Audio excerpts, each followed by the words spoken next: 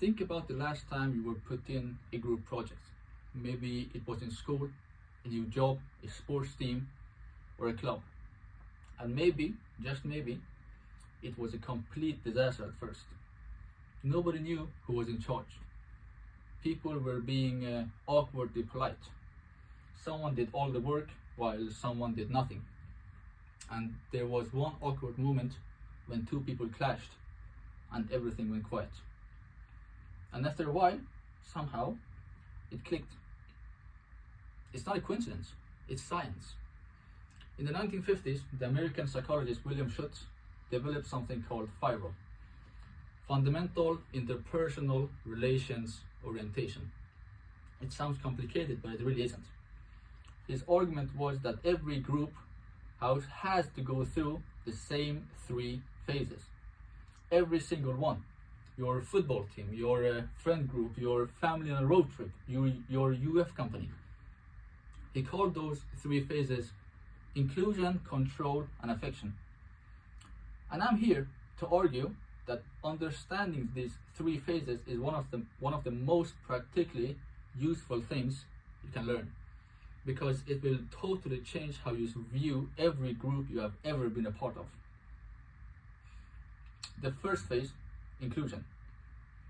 This is the phase when you're thinking to yourself, are we in even a group? People are figuring out if they belong here.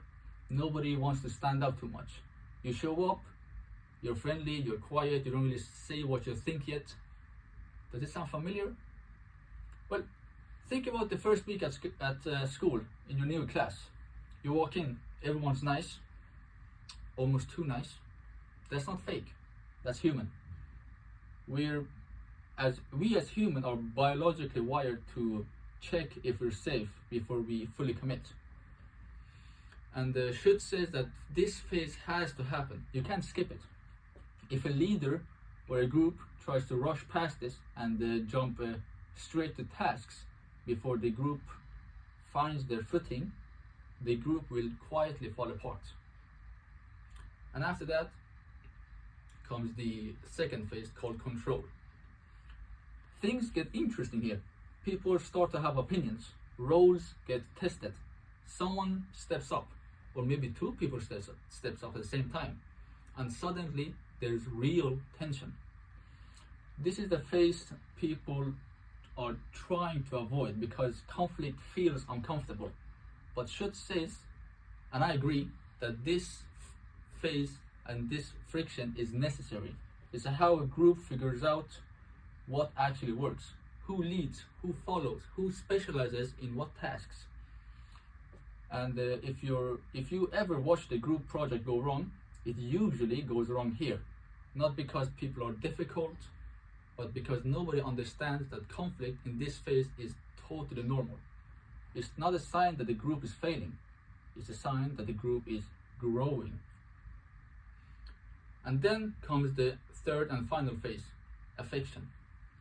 This is where everything clicks. Trust is built here.